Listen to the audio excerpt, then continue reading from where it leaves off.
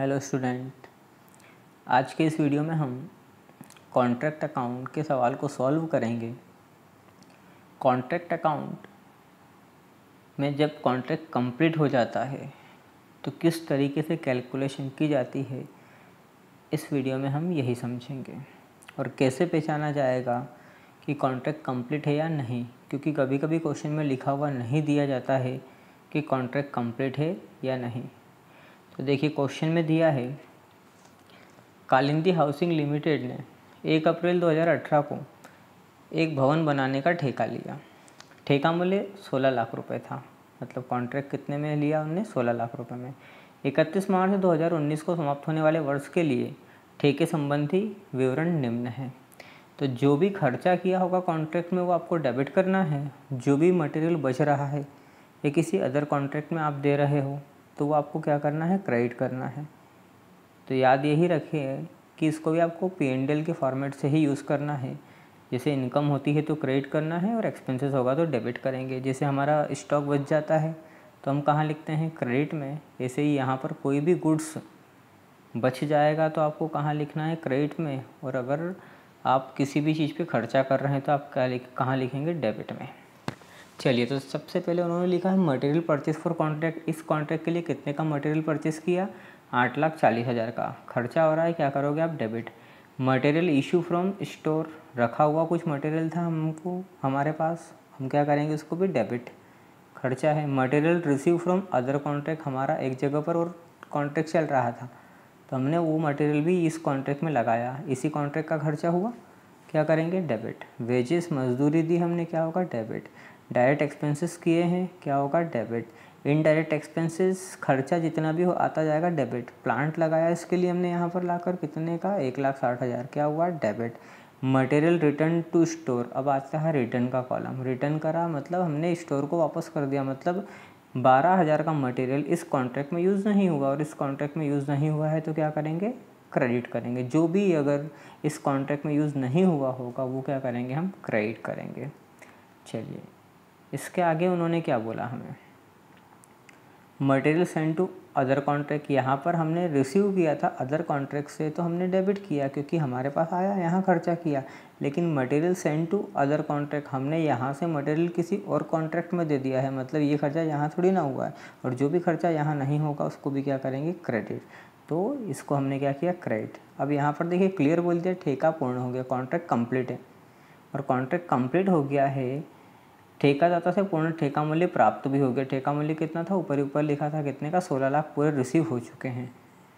Plant को 20% हाथ लगाकर स्टोर को वापस करना है। इस पॉइंट को आपको याद रखना है। प्लांट की जितनी वैल्यू थी, तो जब तक ये कॉन्ट्रैक्ट चला है तब तक उसकी वैल्यू कितनी कम हो गई थी? 20% कम हो गई। मतलब इस कॉन्ट्रैक्ट में उसकी वैल्यू 20% कम हो गई। तो अब उसकी वैल्यू कितनी बची? 80%। तो जितनी वैल्यू बचेगी, मतलब वो यहाँ इस कॉन्ट्रैक्ट में यूज़ नहीं हुआ तो उसको हम कहाँ लिखेंगे? क्रेडिट में।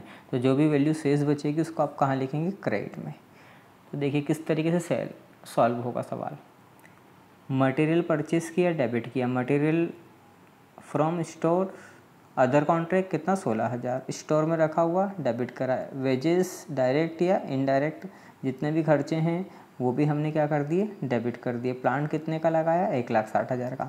अब देखिए क्या लिखा? मटेरियल रिटर्न हुआ, क्या करा? क्रेडिट।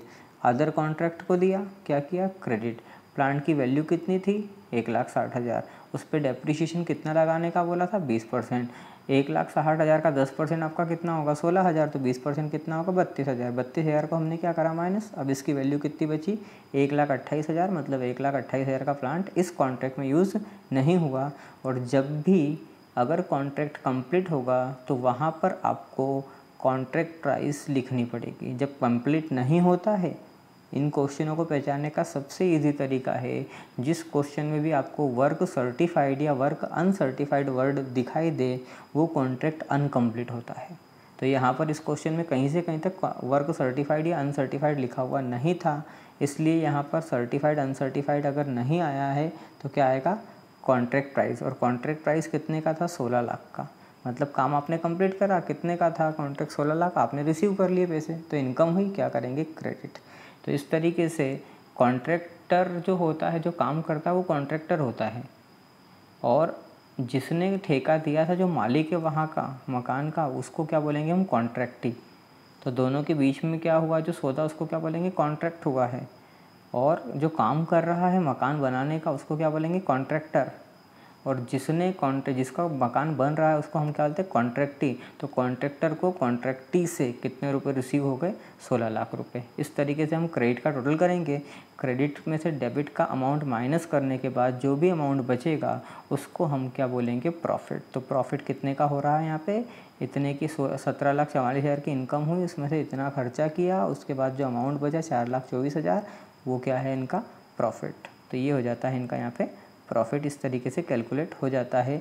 यहाँ पर हमारा क्या था? कॉन्ट्रैक्ट कंप्लीट था, और कॉन्ट्रैक्ट कंप्लीट था इसलिए हमें इजीली सवाल सॉल्व कर दिया। जब कॉन्ट्रैक्ट अनकम्प्लीट होता है तो उसकी कंडीशन अलग होती है। आइए अब अगला क्वेश्चन देखते हैं जहाँ पर कॉन्ट्रैक्ट अनकम्प्लीट है।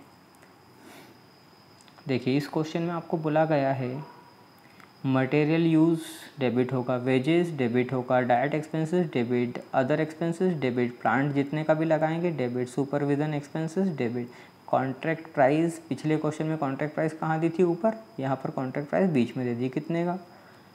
6 लाख रुपए। वर्क सर्टिफाइड कितना है? देखिए, वर्क सर्टिफाइड वर्ड अनसर्टिफाइड आ गया, मतलब ये कॉन्ट्रैक्ट अनकम्प्लीट है। बिना नीचे की लाइन पढ़े आप पहले से पता लगा सकते हैं कि कॉन्ट्रैक्ट अनकम्प्लीट है या कंप्लीट है। वर्क सर्टिफाइड अनसर्टिफाइड वर्ड जहाँ आ जाता है वो कॉन्ट्रैक्ट अनकम्प्लीट कहलाता है। इसके बाद मटेरियल एट साइट, साइट पर रखा हुआ मटेरियल है, मतलब इस कॉन्ट्रैक्ट में यूज़ नहीं हुआ है, क्या करेंगे? क्रेडिट करेंगे।